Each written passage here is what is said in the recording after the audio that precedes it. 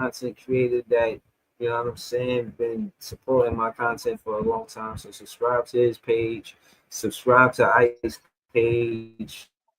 You feel me? We trying to go up. You know what I'm saying? You can see Ice page. He live too. You know what I'm saying? We live at the same time. So yeah, we gonna get to it. Now you see the title. When did the NBA start only drafting freshmen as number one pick? Right? Like, yo, Ice, like Yeah. you showed us that there was talent in the G League when I mean not in the G League, that wasn't just freshmen like Neat Clifford, and you heard how he was playing early in the season. And I'm saying that to say that the number one pick used to be seniors. It used to be second year, third year players. When did it only go to freshmen, bro? Like, when's the last time there was a number one pick that was not a freshman? Who is that? The number one pick that wasn't a freshman. That wasn't a freshman. I don't even know, bro. That's been a while. It's been a while. You know what I'm saying? Like the stat I just gave you about Kevin Garnett in '95 being out of high school, T Mac being out of high school, Kobe being out of high school. They didn't even touch college. You know what I'm saying? But Right. they changed that rule. So I want to say maybe after that, because they said 2008 is when that rule changed that you had to do 1 year of college. So Yeah. maybe after that, they just stuck to being freshmen after that. Like whoever's the youngest, you know what I'm saying, most talented then, I'm gonna go from there. So it might have been, you know what I'm saying, maybe 2009 and up that they started doing that drafting freshmen first over the seniors, even though it seemed like most back then before Kevin Garnett, most of the seniors were more polished than the freshmen, you heard? So they might have Yeah. started doing it then. Yeah. Yeah. Yo, me personally, I look at it for what it is. Like, I guess they doing it because, you know, they get more of the play because they realize after, you know, studying the game that you get your best years out of a basketball player earlier in their career, opposed to getting them in their fourth year in college. You get them in their first year in college, you know what I'm saying, and make the league like that. And you know, maybe it was business, maybe it was money, Ice. You know what I'm saying? Because college basketball make a lot of money, a lot of money. People don't know that, but they make a lot of money. You know what I'm saying? So, um, I could find out the player because Kyrie Irving, Zion Williamson. I said Zion. You know I'm a Nets fan. Zion Williamson. Um, it's just I kept trying to John Morant. Yo, chat, help me out. Who is the last player that was drafted that wasn't a freshman? Hold on. Terrell Davis, he said if it's just freshmen in school, it would be Rasher in 2024 because he didn't go to American college. Right. But That's the to shot. me, stuff like this is asterisks. Like you got to put an asterisk about on it because that's not necessarily what I'm talking about. You feel what I'm saying? I'm really talking about like the NCAA draft, the NBA drafting a player from the NCAA that wasn't a freshman. Cooper Flag, all of the recent players are definitely freshmen, right? From 2025 to 2020, all of those players are freshmen. How far do we got to go back to find a player that's not a freshman? Jordan? Who? Who? Akeem Olajuwon was what in his second year, I think, maybe first year. I don't Right. know, man. I don't know, man. I don't Chat, know. help me out. Andrew Bogut in 2005. Wow. Okay. Yeah. Shout to Jamal. He said you're shout to player one. He said great topic. Appreciate you. You know what I'm saying? We just trying to, you know, it's the off day for Nets fans like me, for fans like us. You know what I'm saying? The Nets don't play, you know. It's all good. They don't want the Nets to play on a Saturday. I mean, we play on a Sunday. We good. And we good. We good. So it's an off day for us though. Oh, John Moran was a sophomore in 2019. I ain't know that. Did you know that? Nah, I ain't know that. I ain't even know that. I ain't know that. See, this is why we doing this show, man. Yo, let me put a star next to that. I mean, it's a dope comment, man. Shout out to you. You help us answer the question of the title of the show. Cause I don't know. I just be thinking of this and I just be wanting to do the content. I pull up, you feel me? Shout to Money Mike. He said it's crazy because football you gotta play 3 years before you enter the NFL draft now. See, the NBA different, you feel what I'm saying? But the NFL makes sense not letting players that young come into the NFL because of the physicality. You feel me? They, you know what I mean? Be in a situation where they could, you know what I'm saying? To being there too early, stagnate the player development. Go ahead, Axel. No, I was saying like, yeah, that changed up because they kept saying, like I heard Gilbert say, like they believe that seniors become system players and not have enough of their you know what I'm saying, their raw talent. So the NBA wants to drive more raw talent and mold it into superstar, you know what I'm saying, some type of superstar. But sometimes you just can't, you know what I'm saying? Sometimes that don't work out. Like you said, Neek Clifford. I talked about Neek. He a senior. He might have been in college 5 years, but you know what I'm saying? The work that he's put in, it just shows like as much as Cooper Flagg's been that name, somebody like Neek Clifford coming to Summer League and start balling and open up everybody's eyes like, who is this dude? You know what I'm saying? Who is this guy balling? Find out he's an older player. And they're like, yeah, maybe he's supposed to be like that because he's older. Not every older player is like that. Not every older player is nice. You know what I'm saying? There are guys that have been overlooked. I got a list of guys right here, Breeze, that's been overlooked. For real.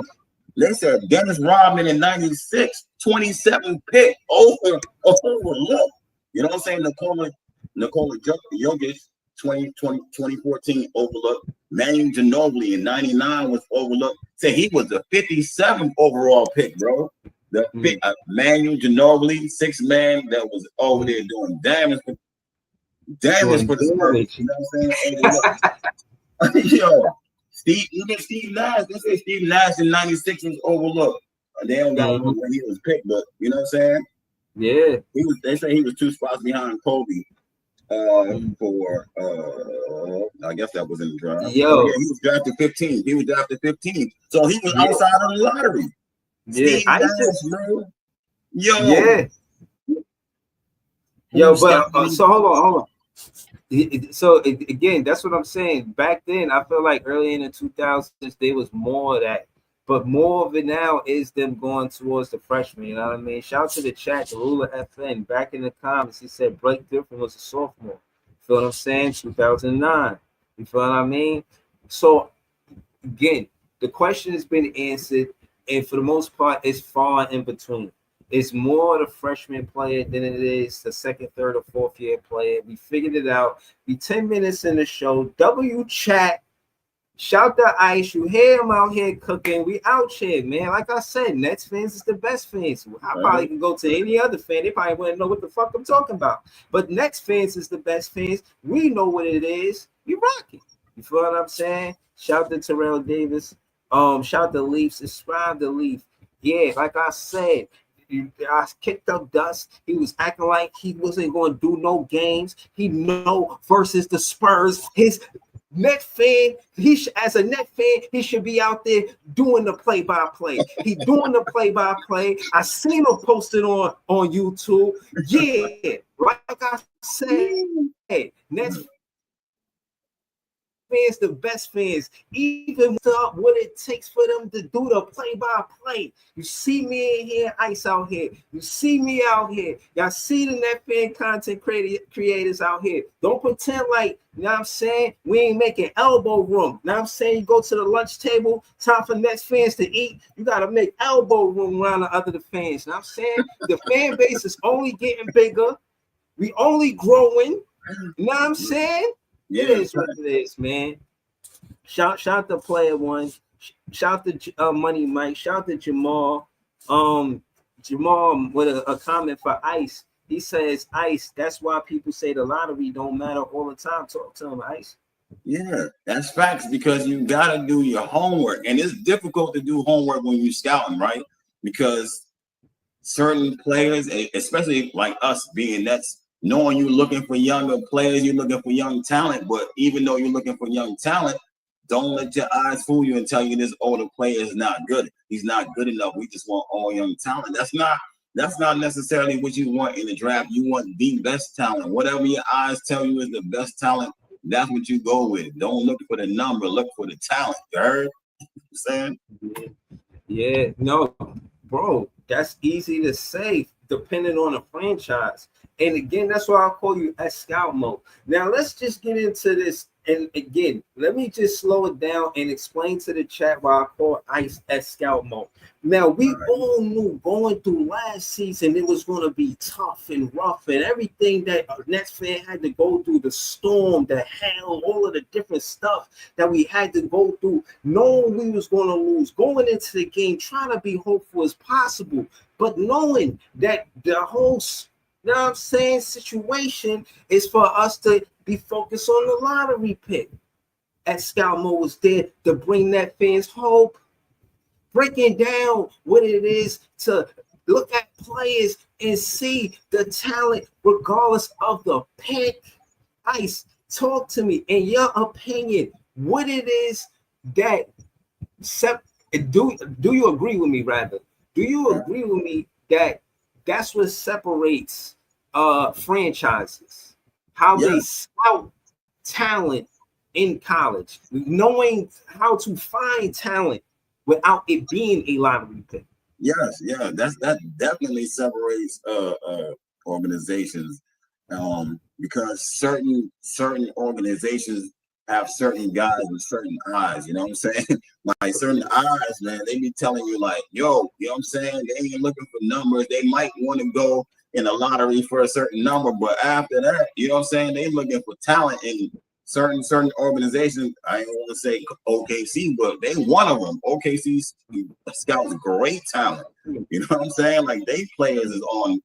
Like, yo, I don't even know where they be finding these dudes at. Just to say, dude name is Youngblood. That they talking about right now for OKC is putting up buckets. You know what I'm saying? They got another dude that was playing today. I can't remember what his name is, but he was putting up buckets in today's game. You know what I'm saying? Coming off the bench like a 6-man. Like, who is this dude, yo? You know what I'm saying? Like, yo. Yeah, no, I don't mean to laugh. Yo, you see the chat messing with you, right? Yeah. I see that. I just look like he spit a mean 16. I'm crying, bro. I do though. You heard? I do though. Yeah, I just spit. That's what I'm saying. I want to do the mixtape with Ice, man. Yo, the money, the ruler FA, it's the camera phone. Yo, it's the camera phone that got me looking like this real quick. You know what I mean? I ain't on my laptop. Where we rocking though. So all right, we're gonna get into some G League content. Because I want y'all to understand what the G League is, but I'm not gonna hold on. Let me slow it down and again, just kind of, before we get to that, kind of close this conversation. I said all I had to say, and again, W Chat for helping us find out players that was, you know what I mean, wasn't a freshman when they got drafted as the #1 pick. That's the title of the show, W Chat. Word, man. I'm about to send y'all a super chat, man. If I could, man, I would send you a free t-shirt. When I come up, I'm gonna be doing stuff like that, man. Sending y'all free t-shirts to answer questions and all that. But I ain't got it like that right now. Right now, you get the salute, you get the respect, though. You feel me? You get that respect. Word, I acknowledge that. You know what I'm saying? Shout out to Demon Boy 81. He a member on this page, which I think is the dopest shit because he a Knicks fan. So that means I gotta be talking real basketball. You know what I mean? If they said I'm not a hater. You know what I'm saying? Like, even look, this how true to the game it is. This is a hoodie. It say original troll because I was part of a podcast where I used to be versus a Knicks fan, and yeah, I got the hoodie because of that. Now I'm saying that to say, yeah, he you know what I'm saying, became a member of the page. So I gotta be talking hoop, you know what I'm saying? So I felt really honored that he became a member of the page. But yeah, back to my guy Ice, man. Y'all already know, man. Nets fans is the best fans. Ice. Yo. Now, it's fair to say that as much credit as we give the Thunder, they did get a lot of lottery picks. Let's not pretend like they didn't have KD, Westbrook, Harden. Everybody said, "Oh, the Brooklyn Nets and OKC is the same thing." No, it's not. No, it's not. It's definitely not. No, it's not. It ain't the same thing. You know what I'm saying? So the Nets finally got a pick in the lottery, and it's an 8th pick. They got Shaq. He was like a number 1 pick, if I remember correctly. Yeah. I feel like I'm forgetting somebody. Jalen Williams was in the lottery. Yeah, probably. Nah, I think he was like 12. That's the lottery. So yeah, they had it better than the Brooklyn Nets. That's my whole point. But to end the conversation, that's what separates franchises. Knowing how to pick talent outside of the lottery. You know what I'm saying? And when you think about the recent champions, they wasn't number 1 picks. They just wasn't. You feel me? No. Like last year, Shea wasn't a number 1 pick. I mean, you could give it to Shaq, but we know that it's Shea team, right? We do know that, right? We can say that. Yeah. Tatum and Brown might have been the closest. Giannis, he was like a 12th pick. You feel me? Like the leaders of these teams, they're not necessarily going to be the number 1 pick. And that's what I'm saying. I'm not trying to make this all about Cam Thomas and him being the number 27 pick. Don't think that I'm going to go there because I know that's what y'all probably on like that. I mean, but also I wanted to talk to y'all about why the G League is so important. You know what I'm saying? Ice, like again, did you hear about what the G League is doing? As far as letting players from the G League Ignite go back to college, they have an opportunity to go to college. That's what you're talking about? Yes, that's exactly what I'm talking about. I have the article right here for you guys. It says the NCAA's decision to allow G League players to return to college. The NCAA has made significant changes to its amateurism rules, allowing former G League players to return to college basketball. This decision has been influenced by the rise of NIL and revenue sharing, which has blurred the lines between professional and amateur players. The NCAA now considers players eligible for college basketball if they are still within 5 years of their high school graduation and have not gone through the NBA draft process or signed an NBA contract. This change has now I'm gonna slow that down. The NCAA now considers players eligible for college basketball if they are still within 5 years of their high school graduation and have not gone through the NBA draft. If you didn't go through the NBA draft process or sign an NBA contract, if you haven't done that, so that means you went into the draft, didn't get drafted, and then you can go to the G League because of that. You know what I mean? I mean, if you get the job. Then it says this change has opened the door for G League players to compete in college basketball, potentially impacting high school recruitment opportunities. Ice, what you got on this, man? How you feel about this? Yo, I talked to my dude D1. Dude, I'm gonna have him pull up on a podcast one time, but he do a lot of scouting and writing for a small company. But D1 be meeting a lot of players, and he loves the G League, bro. You know what I'm saying? It was like a perfect conversation talking to him because he see the good in the G League. You know what I'm saying? He talked about how there's so many good players that's down there that people don't understand.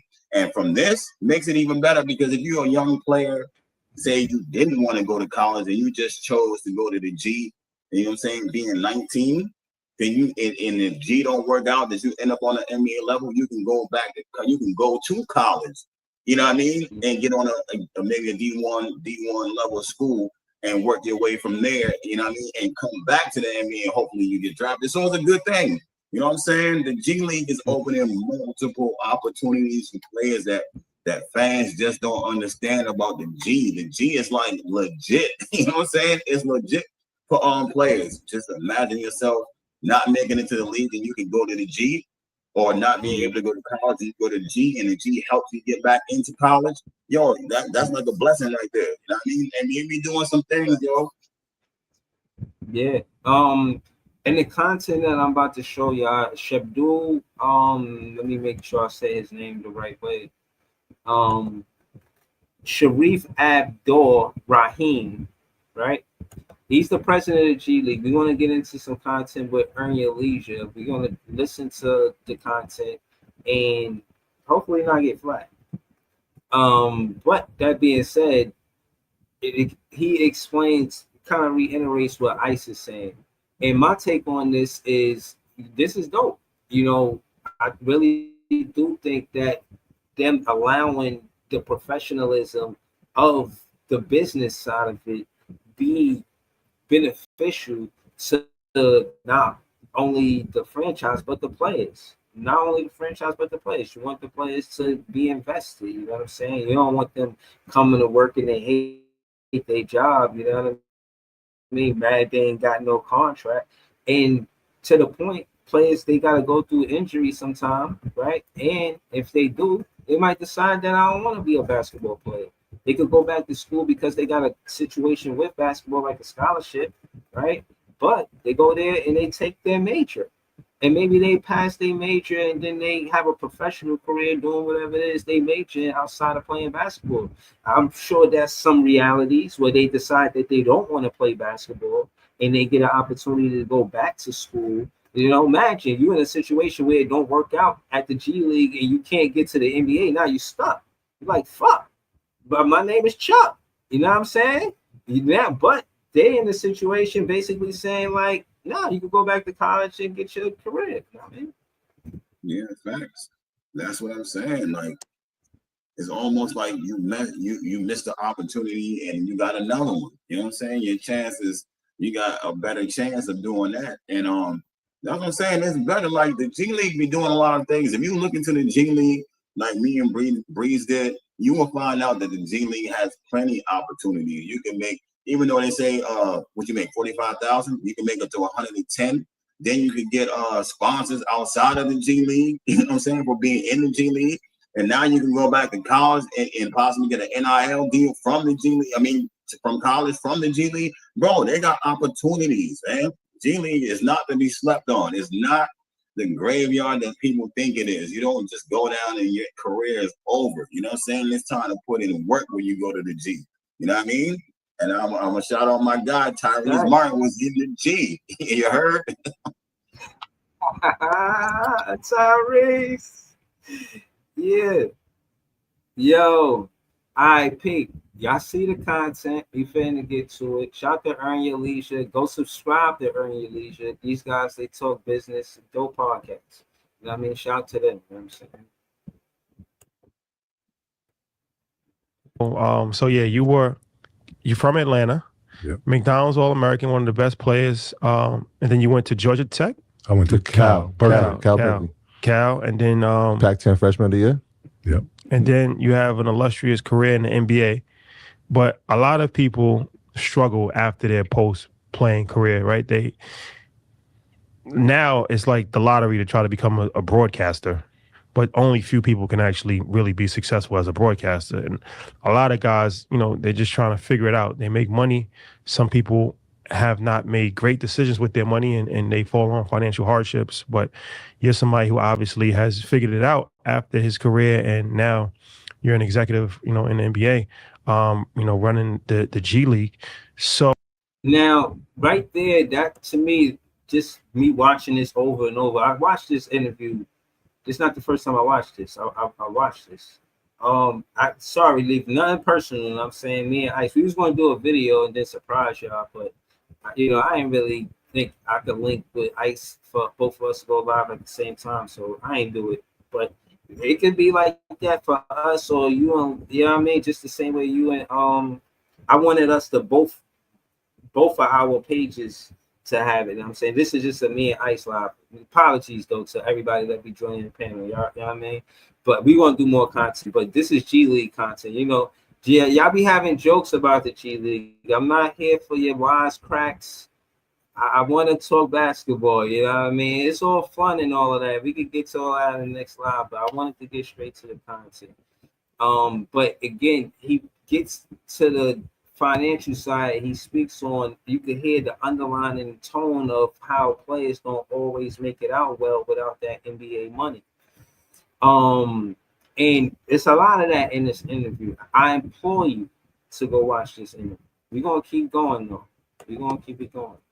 So I first want to just, what was that transition like for you? Was this something that you always kind of had in mind, that you wanted to stay in sports, but on an executive level? And mentally, how was it transitioning from being a star basketball player your whole life to now, being a regular citizen? Yeah. One, I think the transition starts at the beginning, and I kind of picked that up from the Magic Johnsons, the Isaiah Thomas, the guys before me who I saw do really well as they transitioned from playing, and just talking to them and understanding things that they were doing, meeting people, learning, being curious while they were playing. And so I said it started there. When I retired, I had the opportunity. I retired with the Sacramento Kings. I retired early. My knee, I had some trouble with my knee, and I couldn't, the last 3 years of my contract, I couldn't play. And, in the NBA, contracts are guaranteed. So I was still getting paid, but I couldn't play. And the organization asked me to stay and help out, and help out with mentor some of the younger players. And the guy who was the president, then a guy named Jeff Petrie, what he allowed me to do was he asked me to mentor and help younger players, but go do whatever else you want to do. So I would go and I would meet with the CFO. I go meet with the person who was over marketing, all the areas of the organization I had never had exposure to. And, what that did for me was just opened up the idea that this is a business, and wow, all these, we had this media deal going on. See, can you speak to that, Ice? How he says that now he gravitated to the idea about how it's a business, not just about being a player, but there's the business side of basketball. Just speak to that for us, Ice. Yeah, they opening it up just like they open up that market, just like in the NBA, but in the G League. And just because it's, like I said, just because it's named the G League, and y'all think the competition is not the same, there's still opportunities to do things. There's still brands down there. There's still things you can link to down there and build from down there. So that way, you know what I'm saying? That 110, you can build that 110 that you get, because the 110 is I think the 45 is minimum. You know what I'm saying? Or average, but there's guys who make more. So opening those type doors, you know what I'm saying? You still got the opportunity. Not saying you're going to make millions. I don't know how much money they make off the deals, but they open it up so that you can. There is that opportunity if you never make it up to the NBA, that in the G League give you plenty of opportunities to do things for yourself and to learn some of the business, I guess, while you're down there. You heard? Mm-hmm. I think more than any business, the NBA likes to hire in-house. For the most part, they only hire in-house. Anytime you hear anything about the business side of the NBA, it's always an ex-player or something like that. You know what I mean? Maybe an owner like Joe Tsai, something like that. They don't have nothing to do with basketball. They own it. They not necessarily involved, but they know the money side of it, and they just get involved. But for the most part, if it's anything besides the owner, they involved, they hire in-house. And he speaks on the professionalism of basketball, being interested in other avenues. Now, one of the main things that I wanted to say that I forgot to say is that, to Ice point, I don't know either how much money they make. Player one was saying to us, Ice, Danny Green and Van Fleet too. Great players that went to the G League. You know what I'm saying? Yeah. Shout out to the chat, W chat. You know what I'm saying? But to the point, Ice, they might make more money from the NIL deals going back to college than they do in the G League. Right. You feel what I'm saying? Yeah. Fact. Like, yo, you ever speak to a player that play basketball college? Bro, they love their life. College basketball players, bro. But they got them stories, man. For real. But yeah, man, we back at it, man. We gonna get to the content. In this marketing deal, and okay, so when you guys asked us to come to this, mixer, to this, social engagement, this is really what it was about. So I spent 2 years doing that. I was, kind of the one and done era. I was at the front of that, myself and Stephon Marbury. But in this time that I'm, playing in the NBA and, now transitioning, I was trying to finish school. So I'm in Sacramento, the Northern California. Berkeley was about an hour away. So during this time I went and I finished my undergrad at Berkeley. From there, I kind of worked in some different areas in sports. And, before long, I kind of transitioned. I went back and got my master's. And when I finished, that led me, back here to the NBA. I'd done an internship here at the NBA one summer. So long story short, that led me, but it came just from being curious, not wanting. Listen to what he's saying. These is jewels, bro. He dropping jewels. Remember, he was an NBA player, like an all-star. He said one summer he did an internship there just to go see the business side, the professional side. Because a lot of these ex-players, they're going to get into that. I don't want to really give it away because it's dope content, but I can't really watch all of it anyway. They get into how it's not only being a color commentator, it's not only announcing the games or being on TV on ESPN. There's other jobs in the NBA. You don't have to be on TV to be working for the NBA. If you get caught up in thinking that's the only occupation that you can have that's connected to basketball, it's untrue. You know what I mean? That's why I'm trying to get this high school coach on here to tell y'all and talk to y'all about how, you know what I mean, how basketball has evolved as a business and how it is evolved, like just as a sport growing inside of New York City. Like, it's not just everybody talk about the market for it. Basketball has a market everywhere. They're playing basketball everywhere. They will play on ice if they could. If you could go to a hotel resort and you see people inside of a pool where they swim, but they got a basketball hoop and that shit, bro, it's a market for basketball everywhere. You just gotta be, I guess, could have the infrastructure for it. You know what I'm saying? Yeah. But yeah, like I said, man, this is a very interesting conversation. I don't want to be long-winded. We're gonna get back to it.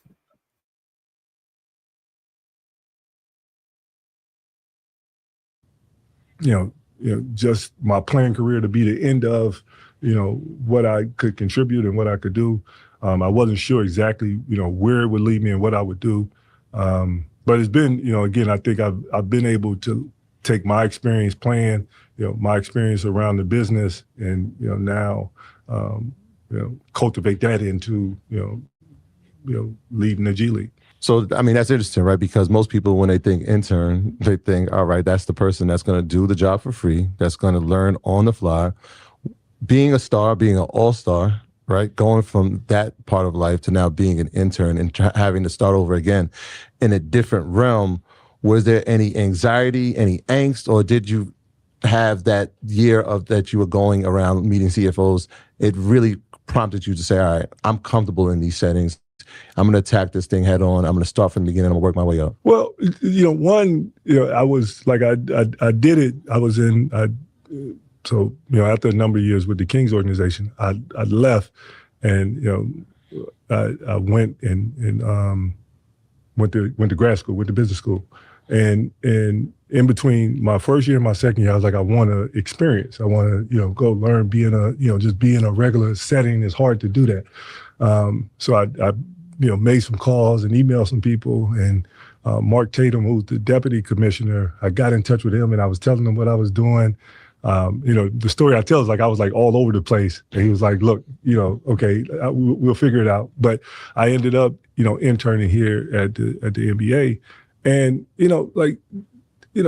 what I did, honestly, I borrowed from my background. Like, you got to start somewhere. Like even in, LeBron didn't show up being LeBron. Jordan didn't show up being Jordan. Nobody. You have to, you kind of have to start where you are. We all need people to help us. Mind you, he talking about the business of basketball. Like, that's what this more conversation is saying, that the G League is the business. Like, he's going to get into more of it and be listening, but I'm just letting you know, we talking basketball, but the business side of it, the professional side of it, they looking for professionals. You know what I'm saying? You see how they get quote unquote difficult players out of the league. You know what I mean? They want professionals. We just listening to the content and educate us, and then you have to be willing to do the work and kind of be open enough to learning. So in that part of it, like I was fine, yeah, some anxiety. You don't know what you don't know, but you're willing to learn and kind of ingratiate yourself to people in a way that people are willing to help and show you the way. So for me, I never I never got so tied to the idea of like that was nice, but I when I was young, I read a thing that said that if all I did in life was like this thing and that's all people knew me for, then I did a poor job of living. So I never wanted that to just be what I was known for, the only thing that I could do. So I never I tried not to just be labeled as a basketball player. So that part. Try not to be labeled just as a basketball player. I feel like I get it. You know what I mean? People, you want to let people know that you're not just a physical person. You know what I'm saying? You could use your mind to make money. And I think athletes sometimes they go through that. You hear, not to say it like that, but there was racism and what I'm saying, with the Clippers owner and saying the stuff that he said, you know what I mean? Sometimes, things get said and players feel away. And I think ultimately nobody wants to be looked at as they're not able to use their mind and get, quote unquote, so shut up and dribble. You know what I mean? They don't want to hear things like that as if, you know what I mean? They can't use their mind and use their brain and think and, you know what I'm saying? Be smart and, you know what I mean? That part. But how you feel about what he said? Yeah, you say you always need people to show you. Right? Sometimes you do need help, you know what I mean? And it be good people around to help you out and show you how to get into something. You know what I'm saying? Like the dude I was talking about D1, he might be able to, you know what I'm saying? He said he was on doing work for the G League team. I might bump into him and you chop it up. He might show me the way in. You know what I'm saying? Just for example, like good people and around helps you out. And you don't want to be labeled as just one thing, especially if you have the mindset to do other things like Shaq, you know what I'm saying? T-Mac having a plane, Shaq owning so many businesses, other NBA players have restaurants and stuff like that. You don't want to be, you know what I mean? You want to open up as much as you can and figure out how to do other things. You don't just want to be that one ball player and that's it. You know what I'm saying? Multiple hustles, multiple streams of income. You know what I'm saying? Is the name of the game is hustle. I think as a player, they understand that it's part of the business. Being a player is part of the National Basketball Association, but it's not the only thing. You can do other things, and sometimes they maybe had other aspirations before that, and they got the money because of the NBA contract. What would you do if you had an NBA contract? You probably do more than just hoop too. Facts. Business. Do things, help people. You know what I mean? There's a lot of things NBA players do that don't be talked about.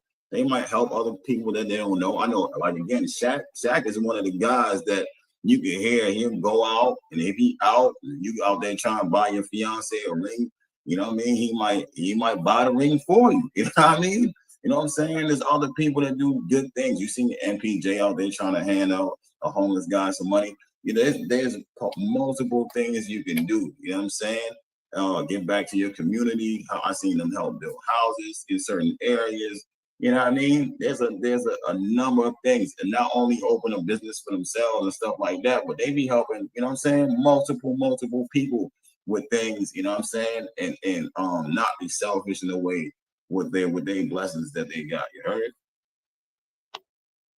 Yeah, all facts, all facts. Right. Apartment gamers and more. He said, "You hope so, more to life." Like, yeah, you know what I mean. I like that. And trust me, man, people be multi-talented. They just don't be having access to things. And I sometimes think that NBA contract give them access to do things that they want. You know what I mean? Maybe if I don't necessarily do it myself, I would invest in it. You know, sometimes you could just invest in it. You could do something, you know, nice for the school you went to. You could give back. Some people they want to, you know what I mean, open up a charity for other things that they wanted to get into because of the NBA contract. And again, I'm just saying all I can say when you stick to the business side of the professional side of basketball, there's a lot of doors that can open for you. It's not just about being a player, you know. And that's all I'm saying ultimately. You feel what I mean? It's not fair to be like a super duper long ride, but I did wanted to get into this content for y'all to see the relevancy of it. We're gonna keep it going. All right, so let's get into this G League conversation. So everybody knows about the NBA, right? And they know kind of heard about the G League Development League. Can you explain exactly what the G League is, how it works, the teams, all that, to kind of give people a greater, you know, idea of the G League? So the G League and, you know, in its, you know, first iteration, the NBA Development League, you know, now G League, Gatorade League, you know, we're in our 22nd year of, you know. Right. See, just that part right there, I thought was interesting too, because that's the business side of basketball as well. For a long time, I didn't understand why it was called the G League, but as you can see, who got the bucks, who got the money, who got the moolah, who got the fettuccine, Gatorade, they sponsoring the G League. They say, hey, let me step in.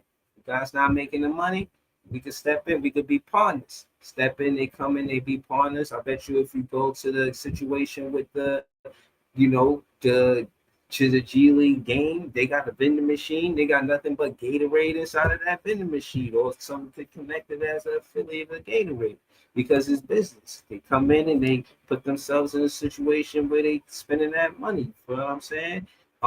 So I just want you to know that it's connected to the NBA and it's supposed to be called the D League. D for development. You feel what I'm saying? It's supposed to be development, but it became the G League, and he just articulated that. But again, like I said, I watched this interview over and over. It's a lot of things you can learn, a lot of truths. You want to say anything to that, Ice? Nah, man, you said it. You're right on point with that, man. You good. What about Claude Comment? He said approximately 1.2% of NCAA players make it to the NBA. How do you feel about this comment? Yeah, I think that's about right. We only got like 100 slots open, and the slots are shrinking because of the NIL deals. So you know what I'm saying? It's only so many. It's probably like 80 players that that get drafted or whatever. A few go undrafted, and then you gotta, you know what I'm saying, fight to stay in the league, and only so many of them stay in the league. So you know what I mean? A lot of players, so many colleges, and only 100 or less players make it to the league. So I believe that's right. Nah, all facts. Let's keep it going. Existence. We are the official development league, affiliate league of the NBA. So if somebody's a baseball fan, you think of minor league baseball, AAA baseball. And we are, if you are a player and maybe it didn't happen for you out of college, in years past, the G League, D League then is where you would come to hone your skills, continue to grow, just continue to, in some cases you're there, you're ready, just wait for opportunity. So Tyrese Martin. Sometimes you there ready and you just waiting for your opportunity. Ice, talk to them. Yo, Yeah. Ice, talk to him, big dog. Talk to him, Yo, Ice. I told y'all, not everybody down there is trash. They got some players that might not be NBA players, but they are some players that's down there NBA players. Like I said, sometimes it be the team that you get drafted to is loaded. Sometimes you have, you know what I'm saying, all these stars on your team, they trying to win a chip and you end up in a G. Sometimes you got one thing that's holding you back that you got to work on. And when the opportunity presents itself, you got to show out. Shout out to Tyrese Martin, you heard? Facts. But y'all see what it is, man. Y'all see how we do it. We're gonna keep it going though. We're gonna keep it going. Oh man, I just clicked it over on mistake. Yep, silly. But yeah, basically what I was trying to say is, in a nutshell, that there is talent all over, and the teams that build championship rosters, they know how to find talent, whether it be in the G League, whether it be outside the lottery. So my point is, how much excuses are we giving Sean Marks and the Brooklyn Nets if they can't find talent outside of the lottery or in the G League? Yeah, you get the cream of the crop if you get in the lottery, but it's still a job. That's why I say hire a scout mode. That's why I say you keep Cam Thomas. Cam Thomas, the number 27th pick. He a number 27th pick. At the end of the day, if I put up the stats from last night and I said, took the name off of it, I said, pick the player that was the number 27th pick, and you see 33-9, you're going to be like, nah, it wasn't him. How was it him? Facts. Trust me, Cam Thomas is that player. So that being said, pay attention. It's not all about Cam Thomas, but he's a good talking point in this conversation. I ain't trying to get you hyped up, but did you see Starberry say Cam Thomas deserved that bread? You know I seen that. You know I seen that. Pay that man. Pay that man. That's an NBA player. He was a guard for the Nets. He was a guard for the Nets. He was a New Jersey Net. Facts. He was part of the Jason Kidd trade. He went to the Suns and he was nice. He wasn't probably Jason Kidd. You know what I mean? What meant to the Suns, but he was hooping over there. It was a good trade for the Suns too. You know, they didn't get to the finals. That's my point. But they was playing good basketball. Marbury is nice. He gives Cam Thomas the nod. Thank you, Stephon Marbury. Yo, I hope AI clip this up and send this to Stephon Marbury. Yo, seriously, yo. Starberry, Jamal, a moderator on the page. Word. Jamal, a moderator. He says, Breezy, they always talking about we want homegrown talent, but look past CT all the time. Yo, I'm telling you, yo, I won't let it happen. I will not have it, though. I will not have it. I won't let y'all do it. Like, no, I'm not doing that. I'm not letting y'all. It look like it's okay just because he's not a lottery pick to overlook him. When we gonna get 33-9 from the Diego Demin, Ben Surratt, Nolan Troyore? I know y'all got your soliloquies about how it's early in the season. I'm just saying, don't make it seem like we gonna overlook his talent because of the talent that we just drafted. Facts. Can't overlook. Overlooking is a problem. Overlooking is a problem for every team, every organization. That is a serious problem. You gotta know when you have talent, and you gotta be sure about what you choosing as talent. You know what I mean? Don't, like I said, Steve Nash, Dennis Rodman, overlooked. They all were seniors, and when they was overlooked, you know what I'm saying? Came in as he wasn't a senior, but right now he could be being overlooked. You know what I mean? And he's showcasing right now that, hey, don't overlook me. Don't overthink this. I'm right here right now. You know what I mean? Yeah, now all facts, man. We're gonna get into a little more content. This is gonna be like an hour stream. We're not gonna, make it 2 hours. But if y'all want a part 2 to this, put it in the comments, and we could do it again. You find what I'm saying? That's for sure. Catch Ice on TikTok. I'm heavy on YouTube. Y'all can find me on X too. You know what I'm saying? I clicked it off, but for the most part, it was a little bit more that I wanted to get into. But if y'all want a part 2. Matter of fact, what was it? I wanted to show you. I wanted to show you something. But okay, this is the content I want to show you. I'm gonna show you this, and then we'll wrap up. And if y'all want a part 2, just let me know, and we will get to it for sure. But we found the answer. Shout out to the chat, W chat. I had Googled it and it said NBA talent drafted after freshman year in college. The trend of NBA talent being drafted after their freshman. Okay, my fault. It says the trend of NBA talent being drafted after their freshman year in college has been on the rise, with several college freshmen being selected among the top 10 in the NBA draft. For instance, in 2025, Duke's Cooper Flagg was the number 1 overall selection after a freshman campaign that earned him the winning award in National Player of the Year honors. This trend is expected to continue in 2026, with several incoming college freshmen projected to be first-round picks a year from now. The rise of college basketball as a top NBA development pipeline is also evident, with an average of 12 of the top 14 lottery picks being college players between 2015 and 2022. The shift is attributed to the lucrative NIL opportunities in college basketball, which have made staying in school more lucrative than risking uncertain draft positions. Uncertain draft positions means you're going to go to the league and you're going to be getting no minutes. You know what I'm saying? You're not who you was in college because your role changed. And why do that if you're getting money in college with NIL deals? And it's only right?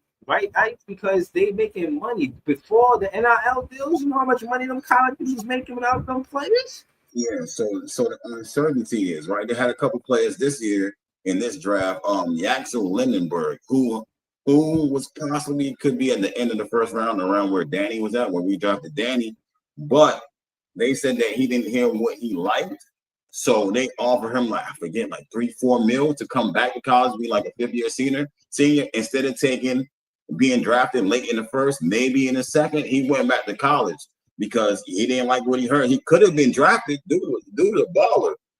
That's the uncertainty, and there were some other players like that too that went back for more NIL deals. So just because you didn't go in the first round, or you may not go in the first round, they always offer you money now to go back to college and do what you do best. You know what I mean?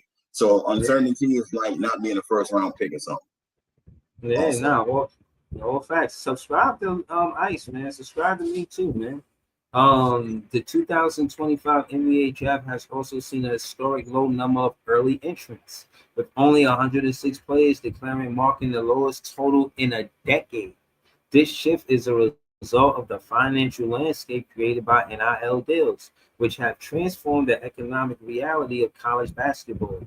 Overall, the combination of NIL opportunities, the rise of college basketball as the top NBA development pipeline, and a historic low number of early interest in the 2025 NBA draft has led to a significant shift in how elite basketball talent navigates the path to professional careers.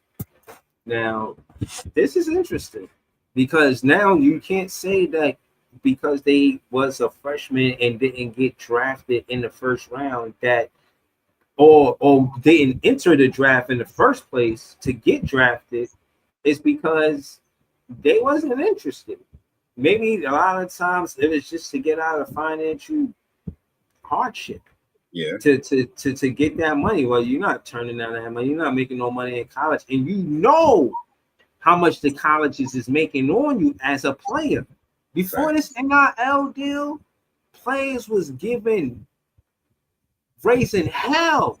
Like, yo, like, why y'all not paying us and y'all making all this money? Why does it make sense? And it's for so long they said, I imagine I don't think it was. I think it was inevitable. Like you're gonna have to pay these players. Oh, you know what I'm saying? Like it was inevitable for it to happen. And when did the NIL start to happen? 2025, or was it last year, the first year? Nah, Was the year before that? Maybe 2 to 3 years ago, maybe. If I'm correct, I'm not sure. I think it was before last year though. Had to be like 2 or 3 years. I'm gonna find out right now. Then we going. I'm saying we got the chat asking for a part 2. Shout to them. All right, that's what's up. Hey, yo, hey, we cool with a part 2. Woo, I see you in the chat. Yeah. So you know, and to answer the question, it's 2021. You know, in 2021 is when NIL started. So the NIL deals in the NBA started in 2021 when the NCAA introduced new rules allowing college athletes to profit from their name, image, and likeness. This change marked a significant shift in college sports, enabling athletes to earn money from endorsements and other opportunities, aka video games. Trust me, you know how much college players was missing out because of video games? Hey, You know how big the NCAA video games is? And we can get into that in a part 2. In a part 2, we're going to get into how much money. I'm going to do the research and find out how much money that college players was missing out on because of video games. Because I'm not saying as big as 2K. I'm not saying that the college games is big as 2K, but in my mind, part of the reason why the 2K made or popularized the my player is because of like the college draft. And you can like imagine yourself getting drafted from college and that experience. For a while, I'm gonna do the research to find out when they did that. Like I'm telling you, it's a lot of money. We talking a lot of it. But yeah, man, shout out to y'all. Nets fans is the best fans. This was dope. You know what I'm saying? Right. A lot of fans don't want to talk G League content. I be wanting to get into it. I like the professional side. I just like learning stuff. That's all. And I love basketball. It just kind of led. I got here because of that. It wasn't something that I just planned and nothing like that. You know what I'm saying? Yeah. But this was dope. I can't pretend like I ain't have fun doing this. You know what I'm saying? Very informative. Learned some stuff tonight. Yeah, man. Subscribe to Ice. Tell them where they can find you, Ice. Yo, y'all can find me at the Tip Off of Brooklyn Nets podcast on YouTube, and I'm finna go back live on TikTok. Before I came over here with Breeze, it started jumping, so I'm about to go back over there, talk to the fans, and talk about the games tonight. I'll be in the chat. Y'all want to pull up. You heard? It's jumping. Yeah, again, Ice, the Tip Off of Brooklyn Nets podcast. Big fan, Breezy with the Brooklyn Nets vlog. The chat is the reason why I say Nets fans is the best fans. Y'all already know what it is. Thank y'all for tuning in. Have a good